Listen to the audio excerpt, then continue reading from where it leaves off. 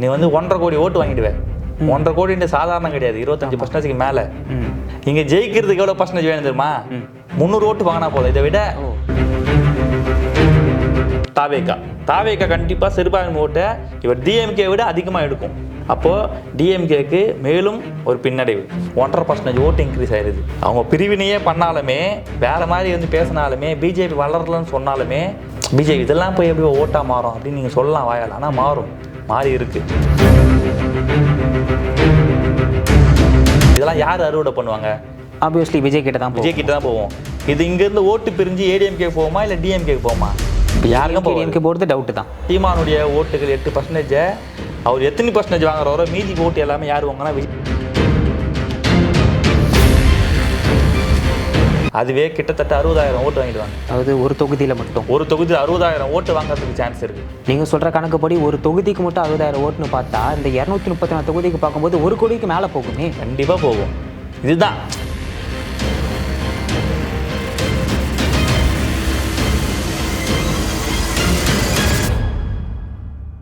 அரசியல் பிழைத்தோருக்கு அறம் கூற்றாகும். வணக்கம். 2026 எலெக்ஷனுக்கு ஆல்மோஸ்ட் 1 வருஷம் இருக்குது. இருந்தாலும் எல்லா இடத்துலையும் வேலை வந்து ரொம்ப அனல் பறக்க பயங்கரமாக போக ஆரம்பிச்சிருச்சு. எல்லாருக்கும் இருக்க சந்தேகம் என்னன்னா, இந்த 2026 எலெக்ஷனில் புதுசாக ஒரு தலைவர் தோன்றுவாரா இல்லை ஏற்கனவே இருக்கவங்களே திருப்பி வருவாங்களா அப்படின்றது தான். அதை பற்றி கள ஆய்வு செஞ்சு யார் கண்டிப்பாக வருவா அப்படின்ற இன்ச்சு பை இன்ச்சு அனலைஸ் பண்ணி கண்டிப்பாக இந்த 2026 எலெக்ஷனில் யார் ஜெயிப்பா அப்படின்ற தகவலோட வந்திருக்கோம். வணக்கம். ஆனால் இப்போ நான் சொன்ன மாதிரி 2026 எலெக்ஷனில் யார் ஜெயிக்க போகிறா அப்படின்ற குழப்பம் வந்து பொதுமக்கள் மத்தியில் நிறையவே இருக்குது. எல்லாரும் என்ன எதிர்பார்க்குறாங்கன்னா, புதுசாக ஒரு தலைவர் வராரு, அவங்க ஜெயிப்பாங்களா இல்லை ஏற்கனவே இருக்காங்களே அவங்களே ஜெயிப்பாங்களா அப்படின்ற மாதிரி ஒரு குழப்பத்திலே இருக்காங்களே. என்னதான் நடக்கும்? இந்த 2026 சட்டமன்ற எலெக்ஷன் வந்து ரொம்ப மைக்ரோ லெவல் எலெக்ஷன் சொல்லுவாங்க. ஈஸியாக வந்து கெஸ் பண்ணபிள், அன்கெஸ்டபிள் தான். இப்போ லாஸ்ட் எலெக்ஷன்லாம் சொல்லிட்டாங்க டிஎம்கே தான் ஈஸியாக வின் பண்ணோம். நாடாளுமன்ற தொகுதி எலெக்ஷன் சொன்னாங்க டிஎம்கே தான் ஈஸியாக வின் பண்ணோம். 2026 எத்தனை முனையில் வந்து தேர்தலை சந்திக்கும்? டிஎம்கே கூட்டணி இருக்கு. ஓகே, 1. ஏடிஎம்கே கூட்டணி 1, 2. அப்புறம் புதுசாக விஜய் அவர்கள் வந்திருக்காங்க. அப்புறம் சீமான் அவர்கள் இருக்காங்க. நான் தமிழர். 4 முனையில் வந்து தேர்தலை சந்திக்க போகிறாங்க. இப்போ நம்ம ஃபர்ஸ்ட் வந்து டிஎம்கே உடைய ப்ளஸ் பார்க்கணும். ஃபர்ஸ்ட் டிஎம்கே உடைய ப்ளஸ் என்னது? இப்போ டிஎம்கேவோட ப்ளஸ் பாயிண்ட்னு பார்த்தீங்கன்னா, மெயின் வந்து பிஜேபி எதிர்க்கிறாங்க. தமிழ்நாட்டு ரொம்ப முக்கியமான விஷயம் அது. சிறுபான்மை அவர்களோட ஓட்டு இருக்கு. கட்சியில் ரொம்ப வருஷமாக இருக்கவங்க, ரொம்ப தலைமுறையாக இந்த கட்சிக்காக தான் உழைச்சோம் அப்படின்ற மாதிரி ஆட்கள் அவங்களோட ஓட்டு கன்ஃபார்ம் வரும். அப்புறம் அது இல்லாமல் தமிழ்நாட்டில் இருக்க முக்கியமான கூட்டணிகள்லாம் இருக்காங்க. இதெல்லாம் டிஎம்கேயோட ப்ளஸ் பாயிண்டாக இருக்குது. ஓகே, நீங்கள் சொல்கிற மாதிரி கூட்டணி உடையாமல் இருக்குது. 2வது சிறுபான்மையர் ஓட்டு. தலைமுறையாக தொண்டர்கள் டிஎம்கே ஒருத்தவங்க ஓட்டு போட்டாங்கன்னா டிஎம்கே போட்டுக்கிட்டே தான் இருப்பாங்க. அப்புறம் வந்து கடந்த 5 வருஷம் வந்து டிஎம்கே ஆட்சி செஞ்சுக்கிறாங்க. அவங்க வந்து மகளிருக்கு வந்து 1000 ரூபாய் கொடுத்துருக்காங்க. 2வது பார்த்தீங்கன்னா பஸ்ஸில் வந்து இலவச மகளிருக்கான இலவச பேருந்து அப்படின்னு அவங்க டார்கெட் பண்ணது வந்து பார்த்தோன்னா லேடிஸை டார்கெட் பண்ணி ஒர்க் பண்ணிக்கிறாங்க. இதெல்லாம் வந்து இந்த எலெக்ஷனில் கண்டிப்பாக ரிஃப்ளெக்ட் ஆகும். அவங்க நிறைய திட்டங்கள் கொண்டு வந்திருக்கிறாங்க, பேசியிருக்கிறாங்க. அதில் ப்ளஸ் இருக்குது, மைனஸ் இருக்குது. இதெல்லாம் தாண்டி இந்த 2 திட்டங்கள் வந்து கண்டிப்பாக ரிஃப்ளெக்ட் ஆகும். சரி, டிஎம்கேட மைனஸ் என்னன்னு பார்க்கணும்ல. மைனஸ் என்னது? டிஎம்கேவோட மைனஸ்னு பார்த்தீங்கன்னா, இப்போ இந்த ஆட்சியில் அவங்க இருக்க பீரியட்ல வந்து நிறைய தவறுகள் நடக்குது. கட்சியை வச்சு நிறைய பேர் தவறு பண்ணுறாங்க அப்படின்ற மாதிரி ஒரு குற்றச்சாட்டு ஒன்று இருக்குது. எக்ஸாக்ட்லி. திமுக ஆட்சியில் வந்து பார்த்தோன்னா நிறைய மைனஸ். இப்போ ஆட்சியை எதிர்த்து ஓட்டு போடுற பர்சன்டேஜ் வந்து இப்போ கொஞ்சம் அதிகமாக இருக்குது. ஏன்னா வந்து அப்படி மேனிப்புலேட் ஆகிருக்கிறாங்க. ஏன்னா எதிர்கட்சிகள் வந்து அது ரொம்ப ஸ்ட்ராங்காக சொல்லிக்கிறாங்க, சட்டம் ஒழுங்கு சரியில்லை அப்படின்னு சொல்லியிருக்காங்க. 2வது பார்த்தீங்கன்னா பசங்களுக்கு வந்து இந்த மடிக்கணினி, சைக்கிள் இந்த விஷயம்லாம் வந்து கட் பண்ணது. அம்மையார் ஜெயலலிதா காலத்தில் இருந்த திட்டங்களை வந்து குறைச்சது. கண்டிப்பாக அது ஒரு மைனஸ் தான். கடந்த எலெக்ஷனில் வந்து ஏடிஎம்கே உடைய எதிர்ப்பு, பிஜேபி கூட கூட்டணி இருக்கு, பிஜேபி கூட கைப்பாவையாக இருக்கு அப்படின்னு எதிர்த்து இங்கே ஓட்டு போட்டவங்க அதுலேருந்து இந்த பர்சன்டேஜ் கொஞ்சம் கம்மியாக இருக்கும். கண்டிப்பாக டிஎம்கேக்கு கடந்த எலெக்ஷனை விட இப்போ வந்து ஓட்டு பர்சன்டேஜ் குறைஞ்சி இருக்கு.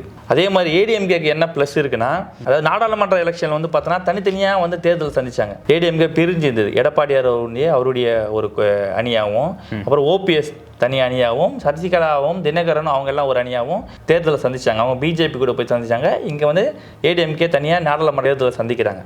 அப்படி சந்திக்கும் போது அந்த உடைய மைனஸ் இப்போ ப்ளஸ் ஆகுது.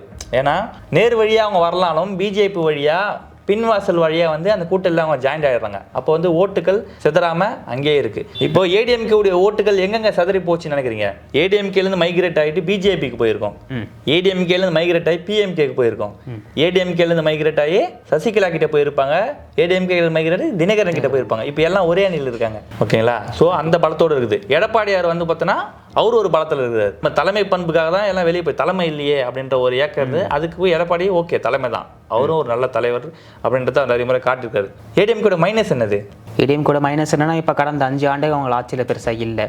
அவங்க வந்து எதிர்கட்சியாக செயல்படலை. ஆமாம், அதுக்கான இப்போ கடந்த 1 மாதம் 2 மாதமாக தான் அவங்க எதிர்கட்சியாக செயல்படுறாங்க. சுற்றுப்பயணம் போகிறாரு, ஏதோ பண்ணுறாரு. ஆனால் கடந்த 5 வருடமாக எதிர்கட்சியாக அவங்க செயல்படலை. எதிர்கட்சியாக யார் செயல்பட்டது அப்படின்னா அது திரு அண்ணாமலை அவர்கள் செயல்பட்டார். ஆமாம், அது மாதிரி வந்து அப்பப்போ இவங்களோட குரல் வலைகள் அடைக்கப்பட்டது. எதிர்கட்சியாக நீ செயல்படக்கூடாதுன்ற மாதிரி அவர் எதுவுமே பேசவே இல்லை. ரெண்டாவது இன்னொரு டிராபேக் ஒன்று இருக்குது. ஏடிஎம்கே கட்சியில் இருக்கிறவங்களுக்கு பிஜேபி போனதுக்கு கொஞ்சம் விருப்பம் இல்லாத கூட இருக்கலாம். ஸோ அது ஒரு டிராபேக். ஆனால் விருப்பமே இல்லைனாலுமே தேர்தல் சமயத்தில் இந்த டிராபேக் வந்து பெருசாக இருக்காது, ஒன்று சேர்ந்துருவாங்க. அப்போ ஏடிஎம்கே அந்த கூட்டணி ஒரு முழு பலத்தோடு தான் தேர்தல் சந்திக்குது. ஓகேவா? மூணாவது, இப்போ தமிழ்நாட்டில் 3வது பெரிய கட்சா தாவேக்கா வந்துகிட்டு இருக்கு. என்னோட கணிப்பு, நானே இது முன்னாடி வீடியோக்கள் சொல்லியிருக்கேன், தாவேக்கா ஜெயிக்க முடியாது, ஓட்டு பர்சன்டேஜ் வாங்கலாம், ஒரு 1% 15% வரைக்கும் வாங்கலாம் அப்படின்னு நானே சொல்லியிருக்கேன். தாவேக்காவை டிஎம்கேவும் பிஜேபி கூடாது, ஏடிஎம்கேவும் ரொம்ப ஈஸியாக எடுத்துக்க கூடாது. எதை வச்சு எப்படி சொல்கிறீங்க? ஏன்னா தமிழ்நாட்டில் இருக்க 2 பெரிய கட்சிகள் தானே. ஆமாம், தமிழ்நாட்டில் 2 பெரிய கட்சிகள் இருந்தாலும் பெரிய கூட்டணிகள் இருந்தாலுமே தாவேக்காகவும் வாய்ப்புகள் இருக்குது. ஒரு பர்சன்டேஜ் ஆஃப் ஓட்டு அது வந்து ஒரு சின்ன மைன்யூட்டாக மைக்ரோ லெவல் கால்குலேட் பண்ணால் தாவேக்காவுக்கும் கொஞ்சம் வாய்ப்புகள் இருக்குது. திமுகவுடைய பலம் எது? அவங்க கட்சியில் இருக்க பழைய தொண்டர்களாக இருக்கட்டும், அவங்க ஆட்சி செஞ்ச இந்த முறையாக இருக்கட்டும், மகளிருக்கு உதவித்தொகை கொடுத்தது, அதெல்லாம் தாண்டி திமுகவுடைய பலம் அப்படின்னா சிறுபான்மையர்கள். கடந்த எலெக்ஷனாக இருக்கட்டும், இதுக்கு முன்னாடி எலெக்ஷனாக இருக்கட்டும், சிறுபான்மையர் ஓட்டு வந்து யாருக்கு போடுவாங்க அப்படின்னா யூஸ்வலி ஏடிஎம்கே கொஞ்சம் போடுவாங்க. பட் ஆனால் கிறிஸ்டின் ஓட்டர்ஸ்க்கு வந்து கொஞ்சம் சீமான் சைடு கொஞ்சம் போயிருந்தது. ஆமாம், அவரும் ஒரு கிறிஸ்டியன்றதுனால சீமான் சைடு கொஞ்சம் போயிருந்தது. அந்த மீதி ஓட்டுலாம் எங்கே போவோம்னா டிஎம்கே கிட்ட போவோம். அப்படியே ஒரு பல்க் அமௌண்ட்டு, ஒரு 5% ஓட்டு அப்படி தூக்கி பல்காக போயிட்டு டிஎம்கே கிட்ட விழும் யூஸ்வலி. ஆனால் இந்த எலெக்ஷன் அப்படி கிடையாது. ஏன் அப்படி கிடையாதுன்னா அந்த சிறுபான்மையர் ஓட்டை பங்கு பெறறதுக்கு தாவேக்கா கண்டிப்பாக சிறுபான்மை ஓட்டை இவர் டிஎம்கே விட அதிகமாக எடுக்கும். அப்போது டிஎம்கேக்கு மேலும் ஒரு பின்னடைவு. ஓகேங்களா? அதே மாதிரி தாவேக்காவை ரொம்ப ஈஸியாக வந்து கால்குலேட் பண்ணக்கூடாது. ஏன் கால்குலேட் பண்ணக்கூடாது அப்படின்னா இந்த வர எலெக்ஷனில் வந்து ஒரு பூத்துக்கு யாராவது எவ்வளோ ஓட்டு வாங்கினா ஜெயிக்கலான்னு ஒரு சின்ன கால்குலேஷன் போட்டாவே தெரிஞ்சிடும். 234 சட்டமன்ற தொகுதிக்கு. ஆமாம், ஒரு சட்டமன்ற தொகுதிக்கு மினிமம் 250 பூத் இருக்கும். ஒரு 250 பூத் வந்து யூஸ்வலி அதை விட அதிகமாக இருக்கலாம், கம்மியாக இருக்க வாய்ப்பு இல்லை. கம்மியாக கூட ஒரு சில தொகுதிகள் மட்டும் தான் இருக்கலாம். ஆனால் கண்டிப்பாக 250 பூத்து கம்பல்சரி இருக்கும். ஒரு சட்டமன்ற தொகுதியில் ஒரு பூத்தில் தாவேக்கா வந்து ஒரு 250 ஓட்டு வாங்குதுன்னு வச்சுங்க. 250 × 234 அதுவே கிட்டத்தட்ட 60,000 ஓட்டு வாங்கிடுவாங்க. அதாவது ஒரு தொகுதியில் மட்டும் ஒரு தொகுதி 60,000 ஓட்டு வாங்குறதுக்கு சான்ஸ் இருக்கு. நீங்கள் சொல்கிற கணக்குப்படி ஒரு தொகுதிக்கு மட்டும் 60,000 ஓட்டுன்னு பார்த்தா இந்த 234 தொகுதிக்கு பார்க்கும்போது 1 கோடிக்கு மேலே போகுமே. கண்டிப்பாக போகும். இதுதான் இப்போ நான் வந்து ஃபீல் பண்ண வரைக்கும் சொல்கிறேன். இப்போ நம்ம ஊர் சைட்லேயே இருக்காங்க. நம்ம ஊர் சைட்லேயே வந்து பார்த்தோன்னா தாவேக்காவுக்கு வந்து கிளைகள் கிடையாது. ஆனால் ஒரு வாட்ஸ்அப் குரூப் இருக்குது. அவங்களே வந்து உறுப்பினர் சேர்க்குறாங்க, அவங்களே பண்ணுறாங்க. ஒரு வாட்ஸ்அப் குரூப்பில் உள்ளே போய் பார்த்தா 250 பேர் இருக்காங்க. நான் அந்த கால்குலேஷன் சொல்கிறேன். நான் சொல்கிறது 200 பேர் இருக்கிற அந்த வாட்ஸ்அப் குரூப்பில் பெண்கள் இருக்க மாட்டாங்க. பெண்கள் தனி ஓட்டு, மாற்றத்தை எதிர்பார்க்குறவங்கல்ல அவங்க இருக்க மாட்டாங்க. எல்லாமே கால்குலேட் பண்ணால் 250ன்றது ஒரு பூத்துக்கு 250 ஓட்டுன்றது ஈஸி தான். அவள் ஜெயிக்கிறவங்க எவ்வளோ ஓட்டு வாங்கணுங்கிறது இல்லை. மொத்தமே வந்து தமிழ்நாட்டில் வந்து பார்த்தோன்னா 6 கோடியே 12 லட்சம் ஓட்டு இருக்கு. ஓகேவா? அதில் போலிங் பர்சன்டேஜ் பாருங்க, ஒரு 5 கோடி ஆகுமா? இதில் இப்போ ஒரு 60,000 ஓட்டு ஒருத்தர் வாங்குறான். 60,000 × 234 எவ்வளோ ஆகுது? நீ வந்து 1.5 கோடி ஓட்டு வாங்கிடுவேன். 1.5 கோடின்ற சாதாரணம் கிடையாது, 25% மேலே. இங்கே ஜெயிக்கிறதுக்கு எவ்வளோ பர்சன்டேஜ் வேணும் தெரியுமா? 300 ஓட்டு ஒரு தொகுதிக்கு வாங்கினா போதும். இப்போ இந்த டார்கெட் ஆஃப் வின்னிங் லாஸிங் அதை கால்குலேட் பண்ணுறதுக்கு 50-60 ஓட்டு தான் ஒரு பூத்துக்கு. அப்போ தாவேக்கா வந்து 250 ஓட்டு ஒரு பூத்தில் வாங்குமா வாங்காதா அப்படின்னா யூஸ்வலாக சொல்லும் போது வாங்காதுன்னு எல்லாம் நினைப்பாங்க. ஆனால் வாங்கிறதுக்கு சான்ஸ் இருக்குது. இப்போ வரைக்கும் வந்து பார்த்தோன்னா கிளை லெவலில் போயிட்டு அவங்கள ஆர்கனைஸ் பண்ணல, ஆனால் பண்ணால் வாங்கிடுவாங்க. இல்லை, எனக்கு என்ன சந்தேகம்னா இப்போ டிஎம்கே ஏடிஎம்கே அந்த மாதிரி பெரிய பெரிய கட்சிகளில் அரசியலை பற்றி தெரிஞ்சவங்க நிறைய பேர் இருக்காங்க. ஆனால் தாவேக்கால இப்போ வரைக்கும் அந்த மாதிரி இப்போ நீங்கள் சொல்கிற மாதிரி கிளைகளை இறங்கி ஒர்க் பண்ணுறதுக்கோ அரசியல் பற்றி நல்லா தெரிஞ்சவங்களுக்கோ ஆட்கள் பெருசாக யாரும் இல்லையே. அடித்தளமாக ஒர்க் பண்ணுறதுக்கு இப்போ கண்டிப்பாக தேவை தான். ஆனால் இப்போ சோஷியல் மீடியா இருக்குதுல்ல, அது டோட்டலாக வேறு மாதிரி. முன்னாடி வந்து திண்ணை பிரச்சாரம், ஒருத்தவங்களோ ஒரு கருத்துக்களை சேர்க்கறதுக்கு வந்து தொண்டர்கள் போய் சேர்க்கணும். இங்கே அப்படி கிடையாது. சோஷியல் மீடியா இருக்குது. சோஷியல் மீடியா எல்லாம் பார்க்குறாங்க. செய்கிற தப்பையும் பார்ப்பாங்க, நீ தப்பு பண்ணன்னு சொன்னாலையும் பார்ப்பாங்க, மேனிப்புலேட் பண்ணாலும் பார்ப்பாங்க. எல்லாத்துக்கும் ரெடியாக இருக்காங்க, பார்த்துனே இருப்பாங்க. அது ஓட் கன்வர்ஷன் ஆகிறதுக்கு சான்சஸ் எப்படி வேணாலும் இருக்கும். தாவேக்கா தோத்துரும் அப்படின்னு நினச்சிக்கூடாது, தாவேக்கா ஜெயிச்சிரும் நினச்சிக்கூடாது. மைனூட்டாக திங்க் பண்ணால் ரொம்ப கிட்ட தான் இருக்காங்க எல்லாமே. இவங்க ஒரு 25%, இவங்க ஒரு 25%, ஜெயிக்கிறவங்க ஒரு 30%. இவ்வளோதான். 20, 25, 27, 30 எம்எல்ஏ கவுண்ட் வந்து சான்ஸ் மாறி ஜெயிக்கிறதுக்கான வாய்ப்புகள் இருக்கும். ஒரு தொகுதியில் இவங்க ஜெயிப்பாங்க, ஒரு தொகுதியில் அவங்க ஜெயிப்பாங்க, இன்னொரு தொகுதியில் அவங்க ஜெயிப்பாங்க. ரொம்ப மைனூட்டா உள்ள போயிட்டு ஒர்க் பண்ணாதான் தெரியும். 4வது முறை நாம் தமிழர் கட்சி. இப்போ நாம் தமிழர் கட்சியுடைய பலம் என்னன்னா 8% ஓட்டு அவங்க கிட்ட இருக்கு. தமிழ் தேசியம் பேசுவாங்க, அப்புறம் யங்ஸ்டர்ஸ் வந்து நாம் தமிழருக்கு சப்போர்ட் பண்ணுவாங்க, திராவிட எதிர்ப்பு அதிகமா பேசுவாங்க. இப்ப திராவிட எதிர்ப்பு பேசுறாங்கல்ல, அவங்க அகைன் நாம் தமிழருக்கு போறதுக்கு தான் சான்ஸ் இருக்கு. தமிழ் தேசியம் பேசுறவங்க நாம் தமிழ் தான் போடுவாங்க. இந்த மற்ற 3 கேட்டகரி கொஞ்சம் போட மாட்டாங்க, கஷ்டம். சீமான் அவர்களுக்கு அந்த 8% கம்மியாக தான் சான்ஸ் இருக்கும். இதெல்லாம் யார் அறுவடை பண்ணுவாங்க? ஆப்வியஸ்லி விஜய் கிட்ட தான் போவோம். இது இங்க இருந்து ஓட்டு பிரிஞ்சு ஏடிஎம்கே போகுமா இல்ல டிஎம்கே போகுமா? யாருக்கும் போறது டவுட் தான். விஜய்க்கு தானே போகும்.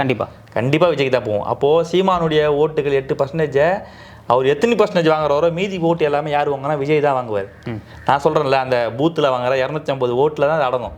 அதே மாதிரி எதிர்ப்பு அரசியல். இப்போ திமுக வந்து என்னடா பண்ணிக்குது, எதுவுமே பண்ணல, 5 வருஷத்துல இவ்வளோ பிரச்சனையாகுதுரா அப்படி இப்படின்ட்டு ஆட்சி நம்ம கொடுத்தோம், அந்த ஆட்சியை ஒழுங்காக வழங்கலை அப்படின்னு எதிர்க்கிறாங்கல்ல. ஆமாம், அந்த பர்சன்டேஜ் ஓட்டு யாருக்கு போகும்னா ஏடிஎம்கேக்கு போகும், விஜய்க்கு போகும், சீமானுக்கு போகும், பிரிஞ்சு போகும். ஆனால் அதிமுக சைடில் இருப்பாங்கல்ல, பிஜேபிக்கு போயிட்டாரு, தலைமை சரியில்லை, இப்படி யோசிக்கிறவங்களாம் எங்கே போவோம்? விஜய்க்கு போவோம், சீமானுக்கு போவோம். டிஎம்கே வரதுக்கு சான்ஸ் கம்மி. ஸோ அதனால இங்கே வந்து டிஎம்கே வந்து ஒரு சைடில் நிற்குது. டிஎம்கே தான் எல்லாம் மாற்றி எதிர்த்துனுக்குறாங்கன்னா, எதிர்க்கிற ஒரு ஆப்போசிட்டாகவும் அவர் எதிர்க்கிற 4 பேர் இருந்தாலும் மாற்றி ஓட்டு கொடுத்துக்கு ஓட்டு பிரியத்துக்கான சான்சஸாக இருக்குது. அதனால் டிஎம்கே அகைன் வரத்துக்கும் சான்ஸ் இருக்குது. ஆனால் ஒரு ஸ்ட்ராட்டஜிகளை மட்டும் வச்சுக்கின்னு ஃபாலோ பண்ணக்கூடாது. 8 மாதங்கிறது, இந்த 8 மாதத்தில் டிஎம்கே அவனோட கேம்பெயினை வேறு மாதிரி ஸ்டார்ட் பண்ணணும். ஏடிஎம்கே ஆல்ரெடி ஸ்டார்ட் பண்ணிட்டாங்க, ஒன்று டிஎம்கே வேறு மாதிரி ஸ்டார்ட் பண்ணணும். அப்புறம் விஜய் அவர்கள் இப்போ இருக்கிற வேகத்தை விட வேறு ஒரு வேகத்தில் போனார்னா விஜயுடைய வளர்ச்சி தமிழக அரசியலில் ஒரு மிகப்பெரிய மாற்றத்தை கூட ஏற்படுறதுக்கான சான்சஸ் இருக்கு. ஆனால் இந்த ஓட்டம் பத்தாது. விஜயோட வீக்னஸ் என்னது அப்படின்னா வந்து ஹேண்டில் பண்ணல, அரசியல் அனுபவம் உள்ள ஆட்களை சேர்க்கல, ஓகேங்களா, கிளைகள் இன்னும் உருவாக்கல, பெருசாக உனக்கு கிளை இதெல்லாம் தான். இப்போ என்ன ஃபோர்ஸில் இருக்கிறாங்களோ அதை விட டபுள் ட்ரிபிள் தான் மாற்றினாங்கன்னா அவருடைய வீரியம் வேற மாதிரி இருக்கும். விஜய் இல்லாத தேர்தல் அரசியல் அப்படின்னு பார்த்தீங்கன்னா திமுகவுடைய வெற்றி ஈஸி. இதுதான் உண்மை. விஜய் அவர்கள் தேர்தல் வரதுனால யாருக்கு மிகப்பெரிய பாதிப்புனா திமுக. ஏன் திமுக அதனுடைய வெற்றியை ஈஸியாக சுவைக்கிறத இப்போ கஷ்டப்பட்டு சுவைக்கணும், இல்லை வெட்டுறதுக்கும் சான்ஸ் இருக்கு. கரெக்டு தான், அதுதான் பண்ணணும். ஸோ அதனால் இந்த எலெக்ஷனில் வந்து பார்த்தோன்னா இன்னொரு 8 மாதம் எல்லா கட்சிகளும் யார் எவ்வளோ உழைக்கணுன்றது ரொம்ப முக்கியமாக பார்க்கணும். இப்போ பிஜேபியோட ஓட்டு ரொம்ப முக்கியமாக பார்க்கணும். ஏன்னா பிஜேபி கடந்த எலெக்ஷனில் வாங்கின ஓட்டை விட இந்த எலெக்ஷனில் இப்போ இந்த முருகர் விஷயம் தொட்டாங்கல்ல, இது மதுரையில் நடந்த மாநாடு இருக்குதுல்ல, இந்த மாநாட்டால் அது ஏற்றுக்கினாலும் இதான் உண்மை. ஒரு பூத்துலையுமே ஒரு 10 ஓட்டு கண்டிப்பாக வந்திருக்கும். 10 ஓட்டுனா ஒரு தொகுதிக்கு 2500 ஓட்டு இன்க்ரீஸ் ஆகிருக்கும். 2500 × 234னா கிட்டத்தட்ட 6 லட்சம் ஓட்டு, 1.5% ஓட்டு இன்க்ரீஸ் ஆயிருது. அவங்க பிரிவினையே பண்ணாலுமே வேற மாதிரி வந்து பேசினாலுமே பிஜேபி வளரலன்னு சொன்னாலுமே பிஜேபி இதெல்லாம் போய் எப்படி ஓட்டாக மாறும் அப்படின்னு நீங்கள் சொல்லலாம் வாயால். ஆனால் மாறி இருக்கு. ஆனால் இந்த எலெக்ஷன் ஈஸியான எலெக்ஷன் கிடையாது. அதை மைண்டில் வச்சுக்கிட்டு தான் இந்த அரசியல் கட்சிகள் வந்து காய் நகர்த்தி இந்த எலெக்ஷனை சந்திக்கணும். ஓகே, நான் இந்த 2024 எலெக்ஷனை பற்றி நிறைய விஷயங்களை எங்களோட பகிர்ந்துட்டீங்க, அதுக்கு ரொம்ப நன்றி. இது மட்டும் இல்லாமல் 2026 எலெக்ஷனில் தொகுதி வாரியாக ஒரு பூத் வாரியாக எந்தெந்த கட்சிகளில் யாருக்கு எவ்வளோ ஓட்டு கிடைக்கும், யார் ஜெயிக்கிறதுக்கு அதிகமான வாய்ப்பு இருக்குது அப்படின்ற விஷயத்தை இதுக்கப்புறம் வர ஒரு வீடியோ நம்ம அதிகமாக பார்க்க போகிறோம். அந்த வீடியோக்களை தொடர்ந்து பார்க்க ரூட் ஆஃப் கற்பகளை சேனலை சப்ஸ்கிரைப் பண்ணிக்கோங்க. நன்றி.